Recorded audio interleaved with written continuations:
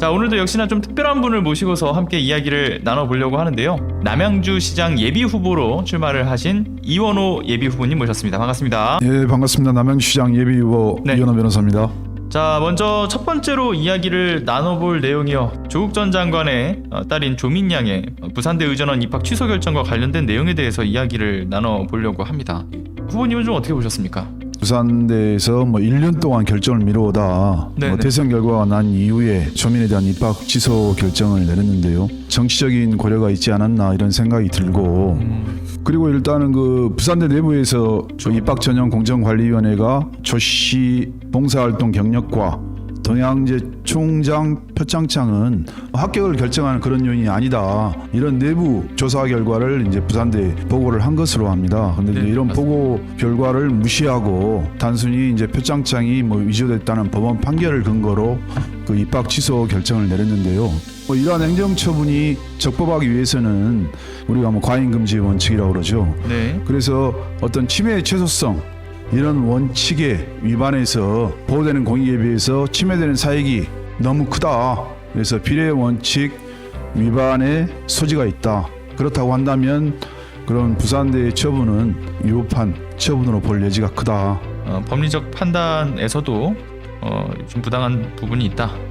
다음 주제로 좀 넘어가 보도록 하죠. 의료 민영화와 관련된 이야기로 바로 넘어가 보도록 하겠습니다. 자, 이번 제주도의 녹지병원의 법원 판결이 있었어요. 당시 이제 원희룡 지사가 내국인 진료 금지 조건을 걸어서 허가를 해줬죠. 결국에는 시민단체와 의료계 우려대로 어제 5일이었습니다. 바로 어제자로 이제 그 녹지제주의 손을 들어주면서 이것이 의료 민영화의 시초가 될 것이다라는 우려가 지금 굉장히 커진 상황인데 법원의 판단 좀 어떻게 보셨습니까? 일단은 이제 법원이 그 제주도가 내국인 진료 제한이라는 조건을 부과해서 병원 개설 허가를 한 것은 위법하다. 이제 이런 결정을 내린 거 아닙니까? 그렇죠.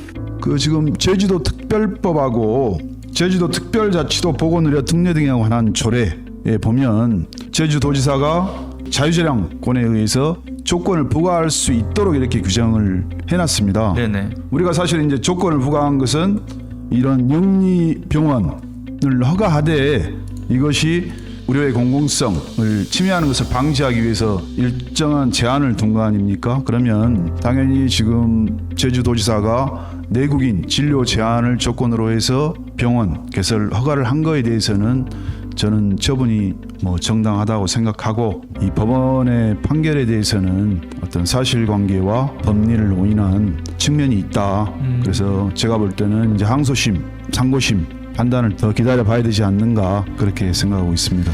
물론 법원의 판단은 존중을 합니다만 제가 볼 때는 좀 법원이 너무 좀 자의적으로 법 해석을 한 측면이 있지 않나. 이 의료 민영화 자체에 대한 개인적인 좀 판단은 어떠십니까? 돈이 없더라도 우리가 이제 교육을 받고 아파서 병원에 가는 것은 국가가 그런 책임을 져야 되지 않나 이제 그런 생각을 갖고 있고 이거는 아무튼 국가와 사회가 져야 될 책임을 방기하는 거 아니냐 이제 그런 생각을 기본적으로 갖고 있고요. 타이틀 보시면 원전 최강국 건설이라고 되어 있는데 윤석열 당선자의 주장이죠. 이 원전을 지금 이 시기에 강조해서 이것을 늘리고 또는 강화하겠다라는 주장, 제 개인적으로 굉장히 시대에 뒤떨어지는 발상이라고 생각을 하는데 이원호 후보님께서는 이 관련된 이슈에 대해서 어떻게 좀 생각을 하셨나요? 어떤 그 원전의 밀접도나 그다음에 안전성 이런 문제가 있는데 더구나 윤석열 지금 당선인은 굉장히 좀 평화에 역행하는 그 발언들을 하지 않습니까? 그렇죠. 이런 부분들이 겹쳐지면서 제가 볼 때는 국민들이 더 불안할 수 있다. 아무튼 원전 최강국 건설이다. 지금 이제 이런 정책 목표를 내세웠는데 아무튼 시대의 흐름으로 보나 그리고 안전으로 보나 방금 말씀하신 비용으로 보나 원전이 더 이상 확대돼서는 안 된다. 일단 그렇게 생각을 하고 어떤 시대의 흐름의 측면에서도 지금 원전은 안전, 국민의 안전이 최우선이죠. 이런 측면에서 점점 축소, 탈원전 시대로 가야 되고 그런 원전을 대체할 만한 신재생에너지 투자해서 생활화시키는 것 이것이 이제 시대의 흐름 아닙니까?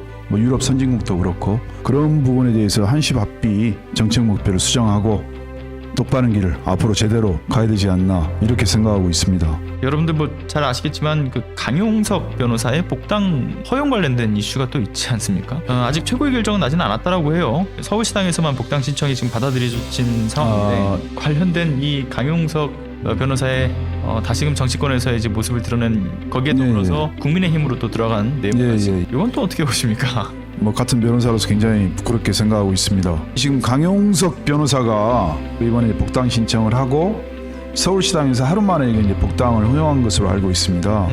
그래서 물론 뭐 최고의 결정이 남았긴 하지만 지금 국민의힘에서 항상 뭐 통합과 혁신을 얘기하지 않았습니까? 근데 이런 인물을 하루 만에 서울시당에서 복당 신청에 대해서 전격적으로 그 허용을 한 거는 과연 이게 국민의힘이 통합과 혁신의 의지가 있는지 의문입니다. 그래서 그것이 이제 단지 뭐 흥행이 될 수 있다는 이유만으로 이렇게 복당에 대해서 전격적으로 허용한 것, 여기에 대해서는 이준석 대표가 어떻게 할지 한번 지켜봐야 될 것 같습니다. 네. 이제 남양주로 출마를 하시지 않았습니까? 예. 네. 출마하시게 된 어떤 계기? 이런 것도 한번 좀 들어볼까요? 출마를 뭐 어느 날 갑자기 이제 결정을 한 것은 아니고 네네. 그 물이 흐르듯 좀 흘러오지 않았나 이제 그렇게 생각합니다.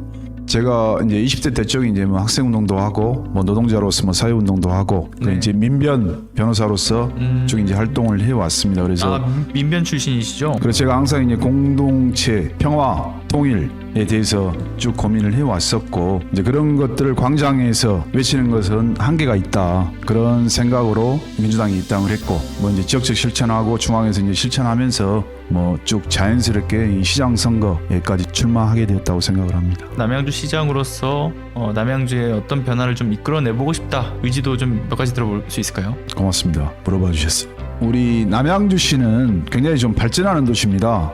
곧 100만 도시를 눈앞에 두고 있습니다. 특례시를 준비를 해야 되고 특례시를 준비하기 위해서는 교통지옥이 아닌 교통천국이 돼야 된다. 우리 다산동에서 구리와 광진구를 지나 그리고 신설될 자양대교를 지나 서울 강남구 삼성동으로 이어지는 총 13.2km의 대심도 고속광역화도로를 건설하는 것이 반드시 필요하다.